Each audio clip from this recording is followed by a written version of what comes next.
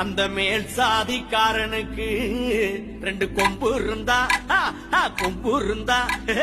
கொம்பு இருந்தா கொம்பு இருந்தா கொம்பு கொம்பு கொம்பு கொம்பு கொம்பு கொம்பு கொம்பு கீழ் சாதி உடம்புக்குள்ள ஓடுறது சாக்கடையா மேல் சாதிக்காரனுக்கு கொம்பு இருந்தா காட்டுங்கய்யா உழைக்கிற கூட்டம் எல்லாம் கீழ் சாதி மனுஷங்களா உட்கார்ந்து திங்கிறவெல்லாம் மேல் சாதி வம்சங்களா என்னங்கடா நாடு அட சாதிய தூக்கி போடு